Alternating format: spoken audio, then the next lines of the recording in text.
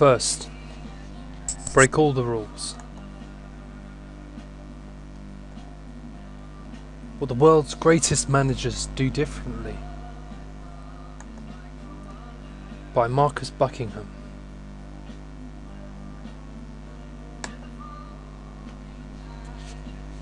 So what is the revolutionary insight shared by all great managers?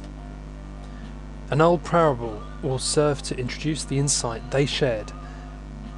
There once lived a scorpion and a frog.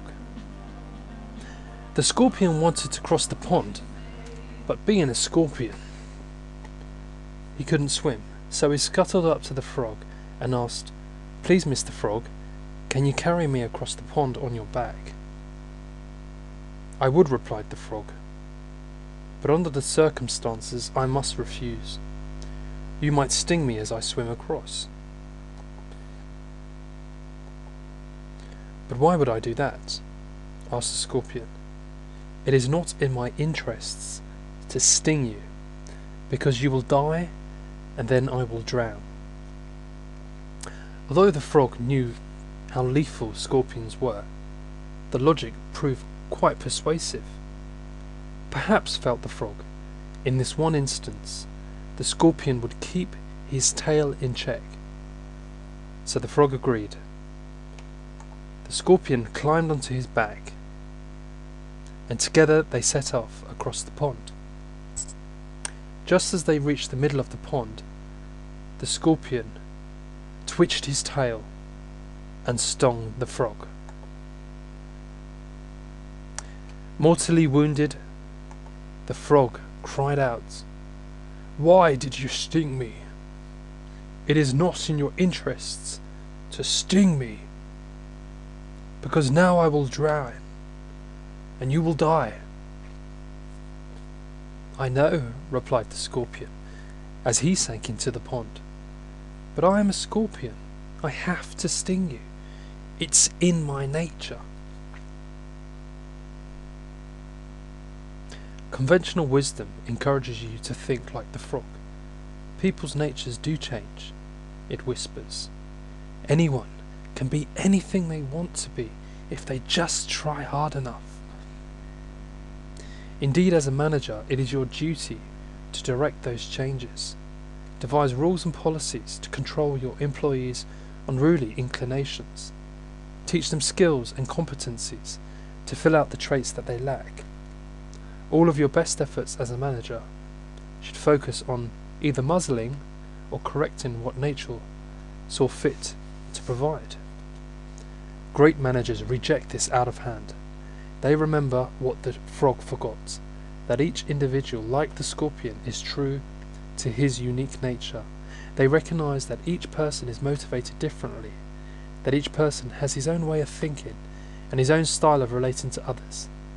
They know that there's a limit to how much remodeling can be done to someone, but they don't bemoan these differences and try to grind them down.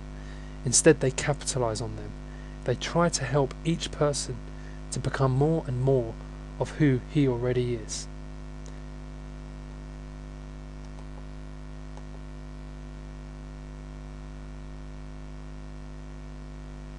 Simply put, this is the one insight we heard echoed by tens of thousands of great managers. People don't change that much.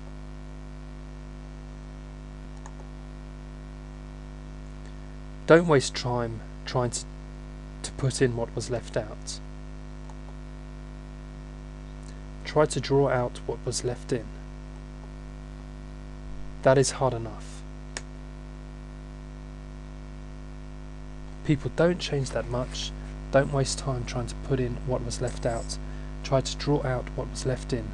That is hard enough.